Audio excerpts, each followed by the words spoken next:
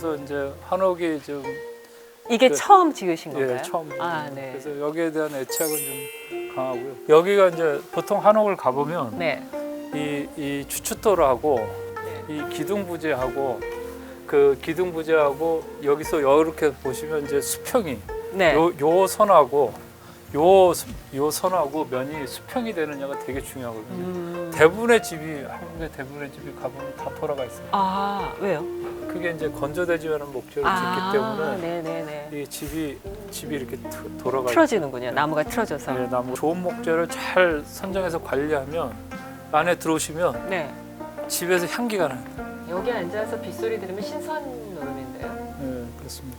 그리고 요 공간폭이 되게 중요하거든요. 이게 또 사람의 편안한 공간이 한 7, 8m 공간이거든요. 이게 너무 벌어져도 공간이 그렇죠. 형하고 너무 좁아도 답답하고.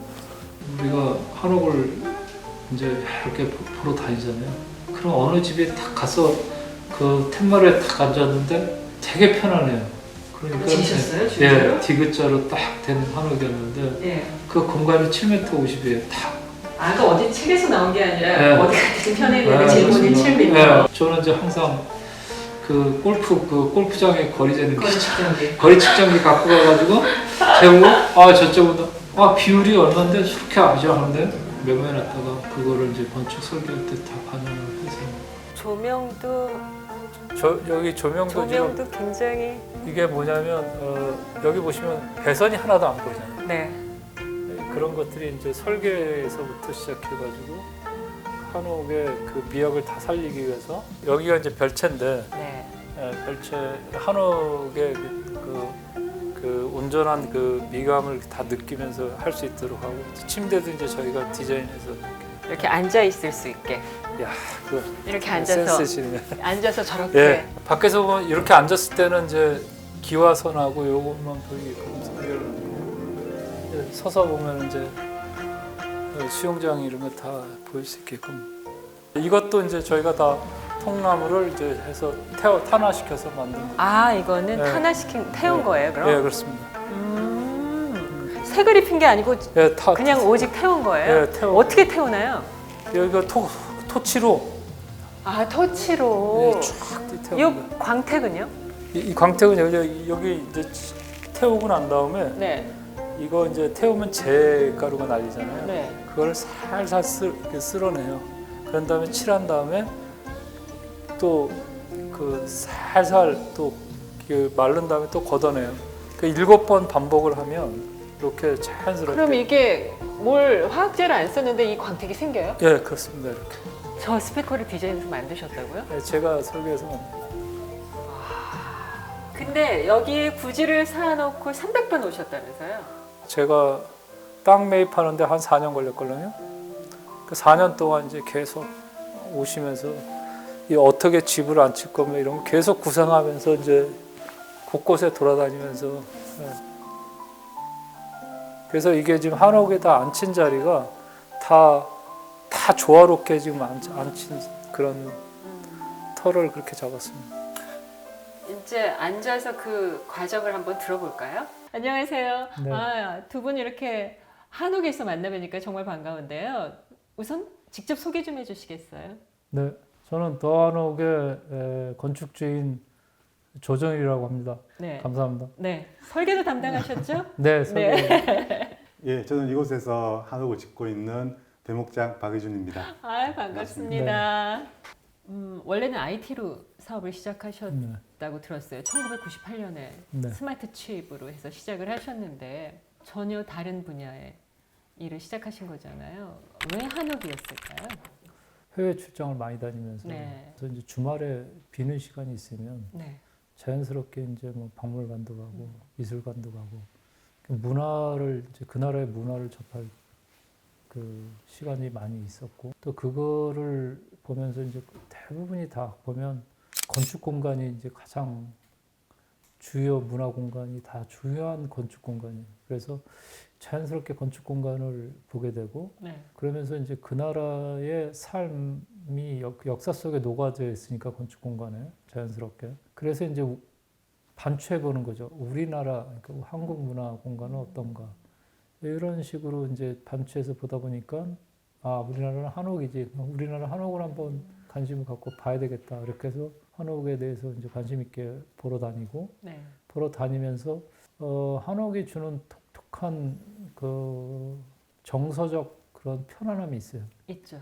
네. 그게 뭔지 모르지만 하여튼 건축에서의 우리 그 공간과 자연과 그 건축이 묘하게 만든 공간인데 그래서 이제 그런 거를 보면서 아 우리나라의 한옥 건축의 이제 미학 이런 것들이 되게 뛰어나구나 이렇게 생각을 했고 건축 공법에 관련돼서는 또 많이 부족해요. 네. 그래서 그거를 이제 해소를 해야 되겠다 생각을 하게 됐고 그러면서 자연스럽게 한옥 공간에 대해서 이제 관심을 가지면서 연구를 하게 됐죠. 처음 시작하실 때는 뭐 어느 정도 투자가 들어갈 것이고 몇 년 정도는 후에는 이제 투자 대비 환수가 이루어질 거고 이런 계산을 하셨을 것 같은데 이제 사업이 좀 진척이 되고 있는 거잖아요. 지금도 이 사업성에 대해서는 확신을 하세요? 네, 사업성은 더욱더 확신을 하게 됐고요. 어. 네, 저가 이 사업을 시작할 때 경제성을 우선하지는 않았습니다. 네. 왜냐하면 이 작품이고 문화재를 남겨야 된다는 생각이 잘 지으면 세계적으로 명품이 성공하듯이 잘 짓고 정말 좋은 공간을 만들어내면 그거의 가치를 우리나라 국민들도 그렇고 해외 국민들도 문화 수준이 다 올라와 있기 때문에 그걸 인정해 줄 수 있다. 그 인정받을 때 비로소 사업적으로도 성공할 가능성이 있다. 이렇게 판단을 했기 때문에 한옥의 글로벌 경쟁력이 어떤 걸까요? 일단은 건축 미학적으로 보면 대목 구조로 집을 표현하는 건축이 전 세계 없어요. 우리나라가 거의 유일하다고 보시면 됩니다. 네. 일단은 이제 아까 보셨듯이 목재에서 주는 향기가 있잖아요. 그렇죠. 이 향이 진짜 좋은데 제가 이거를 향을 화면으로 못 보여드리니까 너무 안타까운데 전 이 향 너무 좋아하거든요. 네. 근데 이게 안 없어져요? 네. 이게 2년 된 집. 좋은 목재와 좋은 관리하에서 잘 지은 집은 집에서 향기가 나고 또 그 목 구조가 주는 편안함이 강렬함을 제가 많이 느꼈습니다. 근데 미국에도요 보면 지진이 좀 많은 지역하면 나무로 지은 집이 꽤 있거든요. 그렇죠. 우리나라랑은 다르지만 이 천정 구조에 이 집도 이렇게 했나? 그다음에 뭐 예를 들어 스위스 샬레 이런 거 보면은 또 네, 나무 그렇습니다. 구조가 네. 있고 이런 것도 목 구조인데 한옥만의 목 구조 장점이 있어야지 글로벌 경쟁력이 있을 거 예, 아니에요. 그렇습니다. 거기는 다 이제 판재 60mm 최대 60mm 판재 개념으로 이제 조립식 건축들이 이제 발달된 나라가 특히 미국이고요. 네. 근데 그런 목 구조에서의 그 장점은 건축하기 되게 용이하지만 반대로 이제 미학적으로 보면 뭐 목재가 주는 힘이 없어요. 우리는 많이 봐서 그거를 강렬함을 못 느낄 수 있지만 서양 사람들이 봤을 때의 한국의 네. 대목 구조는 굉장히 강렬하게 다가옵니다. 지금까지 해외에 가시면서 이 건축물 정말 부럽다. 우리나라로 가져가고 싶다. 하던 거 있으셨어요? 대성당 있잖아요. 대성당, 바티칸. 바티칸. 그 대성당 그 웅장함 뭐 이런 거 굉장히 네. 원래 우리가 이제 K-팝이 완전히 성공했고, 이제 K-드라마까지, 그다음에 이제는 노벨상까지 돼서 K-문학. 근데 이제 K-아키텍트라 그러셨단 말이에요. K-아키텍트의 가능성을 어떻게 보세요? 저는 뭐 굉장히 높게 보고 있고요. 내가 못 가진 그 건축 문화를 한국이 갖고 있는 거예요. 서양 사람 입장에서 보면. 그렇죠. 그래서 K 건축이 미학적으로 굉장히 뛰어난 건데 우리만 그걸 덜 느껴온 거죠. 그래서 저는 이제 굉장히 성공할 수 있다고 생각하고요. 또 한 가지 제가 중요하게 보는 거는 저는 이제 디지털만 거의 40년 가까이 이제 한 사람인데 그 디지털 세상이 되면서 사실 디지털은 그냥 기본적으로 생각하면 다 짝퉁이에요.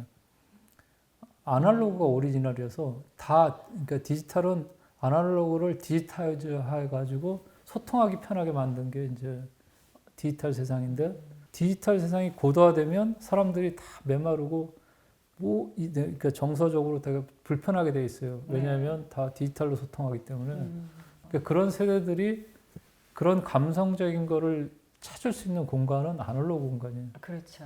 네. 예, 그래서 특히 한옥이라는 그 공간이 그런 한국의 정서를 대변하고 또 아날로그의 오감을 만족할 수 있는 공간이기 때문에 네. 우리 대목장님 앉아 계신데 한옥 지음에서 두 분이 많이 의견 대립이 있으셨어요? 대립이라기보다는 네.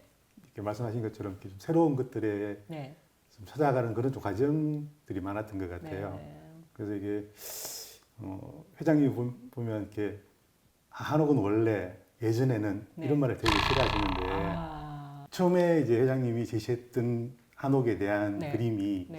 기존에 그냥 이렇게 돈으로 집을 짓는 그런 개념이 네. 아니었던 걸로 저는 기억을 해요. 음. 네, 그래서 이게 뭔가 이렇게 진짜 제대로 짓는 네. 지으시려나 보다 아, 좀 이런 네. 느낌이 있었던 거죠. 대목장 그러면 대목이 있고 소목이 있는 예. 건가요? 그러니까 예. 대목은 큰 나무를 다루시는 분들을 그렇죠. 대목이라고 한다고 들었어요. 그럼 예. 대목이 있고 대목장은 어떤 직급이 있나요? 도편수라 그래서 그 집을 짓는 전체를 관할하는 사람을 도편수라 그랬는데 네. 이제 그 도편수가 대목장 역할을 하고 있고 그럼 도편수는 한 프로젝트에 한 명. 그렇죠. 예. 아, 도편수 역할이 있고 이제 네. 그 밑에 이제 대목장이 이제 팀장 역할하는 분들이 있고 아. 그다음에 이제 팀원들이라고 할 수 있는 대목수들이 있고 그럼 한옥을 지으실 수 있는 대목이 그렇죠. 몇 네. 분이나 계실까요?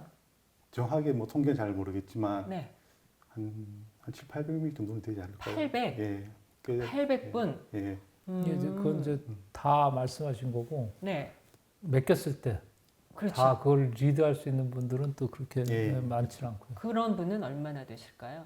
사실 그런 분이 굉장히 중요한 자산이잖아요, 우리나라에. 그래서 더 많아지셔야 되는 거 아닌가요? 네, 많아져야 되는데 네. 1년에 저희가 한옥이 지어지는 게 한 1,500채 정도. 근데 대부분이 공공한옥이어가지고 네? 공공한옥. 아, 나라에서? 정부에서 지는 게 거의 90%라고 보시면 됩니다. 나라에서 왜 짓나요? 이제 아무도 안 짓으니까 그러니까 이제 뭐냐면 정부가 발주해가지고 무슨 한옥 마을을 만든다, 뭐 빌리지를 만든다, 무슨 뭐 그 지자체별로 그럼 우리 한옥을 지키기 위한 그런 노력들이 있긴 있는 거예요? 예, 그런 게 이제 정부 차원에서 있는데 네. 그게 잘못되게 돼 있는 게 뭐냐면 한옥을 하려면 제대로 연구해서 제대로 목재를 건조해서 제대로 설계해서 줘야 그렇죠. 되는데 네. 공공한옥 같은 게 되게 입찰 방식이다 보니까 아. 싸게 투철하신 분이 가져가서 짓다 보니까 대충 짓고 나중에 틀어지든 말든일 예, 수도 그거는 있겠네요. 뭐 전혀 뭐 건조된 목재를 쓰는 걸 본 적이 없고요. 한옥에 대한 경험이 좋은 경험을 아, 국민들한테 오히려. 제공하는 게 아니라 나쁜 네. 경험을 제공을 해서 한옥의 미학이나 한옥의 어떤 우수성 이런 것들을 해치는 경우가 되게 많아요. 안타까운 일이네요. 굉장히 안타깝습니다. 그래서 이제 그런 거를 그 제가 많이 보면서 지자체 단체장 만나서 한옥 얘기가 나오면 하나를 지더라도 제대로 져서 문화재로서 남을 수 있게끔 졌으면 좋겠다 이런 건의를 드리죠. 뭐 예를 들어서 우리 문화재 남대문 뭐 이렇게 복원을 하거나 이런 식의 진짜 제대로 할 수 있는 대목장은 몇 분이나 되세요? 그런 분들은 진짜 적으실 것 같아요. 그렇게 이제 흔히 말하는 계보가 있는 대목 같은 경우는 한 10여 분 정도 10여 분, 궁궐까지는 10여 예. 분. 그런 궁궐 정도로 짓는 분들은 이런 집은 안 지으시나요? 큰 틀에서는 같은 한옥인데 네. 저희들은 귀신집과 살림집을 구분을 해요. 아, 네. 네, 그래서 이제 귀신이 사는 집이라 그래서 사찰이나 제실, 궁궐 귀신집. 예, 이런 집들이 있고 그렇게 좀 나눠서 좀 그 분야에서 좀 짓는 방식도 다르고 또 집의 모양도 좀 다르거든요. 아, 그래서 이제 귀신이 사는 집 다른 거 하나만 말씀해 주세요. 딱 보면 귀신집은 화려해요. 그러니까 사람이 아. 편안함을 못 느끼고 굉장히 화려한 장식이 들어가 있어서 기가 센 조각을 이렇게 과하게 집어넣고 지붕을 많이 의장을 하고 그런 게 이제 흔히 말하는 귀신집의 개념이고 아. 이제 살림집은 네. 이제 그렇게 하면 사람들이 살지를 못해요. 이게 귀신이 와요, 그럼? 아니요 이렇게 화려해서 되게 좋을 것 같지만 네. 그 집에 눌려서 이렇게 생활을 못한다 그러거든요. 아, 그렇게. 진짜 처음 알았네요. 예. 여기를 하실 때 제일 힘드신 게 어떤 것이었어요? 제가 27년 동안 이렇게 목수를 했지만 네. 실제로 이렇게 나무를 건조해서 지은 거는 처음이었어요. 아, 건조를 해서 예, 그렇죠. 시작하시는 예. 거. 그냥 그러니까, 다른 분들은 건조한 걸 사오는 건가요? 아니요, 이렇게 건조하는 방법 자체가 없었고 지금까지는. 그러니까 보통 그러니까 저희가 이렇게 나무를 잘라서 그러니까 1년, 2년 지나면 이제 건조를 했다라고 표현을 하는데 네. 이렇게 이제 30cm가 큰 나무들은 그러니까 1년, 2년에서는 건조가 안 돼요. 그렇죠. 표면만 마르지 속은 마르지 않거든요. 네. 최소 이렇게 10년, 20년 지나야 되는데 이제 그렇게 이제 말린 나무를 가지고 지은 경우가 없는 거죠. 이 한옥을 지으실 때 먼저 그 나무 건조가 중요한 거니까 네. 나무 건조가 자연 건조하면은 10년이요? 30년을 예. 기본을 해야 나무 된다고 한옥을 건조가 하려면. 자연 건조는 30년. 네. 근데 공장을 지으셔서 그걸 단축시키신 거잖아요. 예, 그렇습니다. 우리나라에서는 그럼 나무 건조를 하는 공장이 이게 유일한 건가요?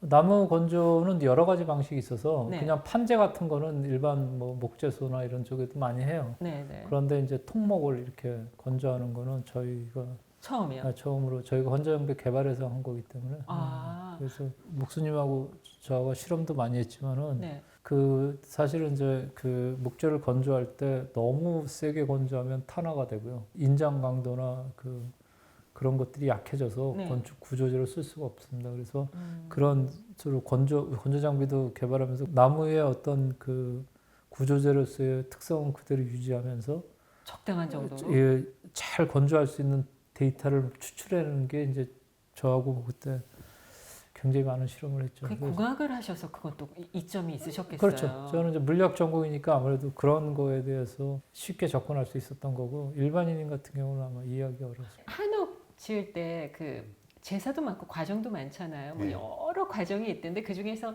두 개가 우리가 제일 많이 듣는 거 개토제. 처음에 이제 시작하실 때 땅을 땅을 연다는 네. 얘기죠. 여기도 지으실 때 개토제를 하신 건가요? 지금은 그게 기공식이라는 표현으로 이제 하는데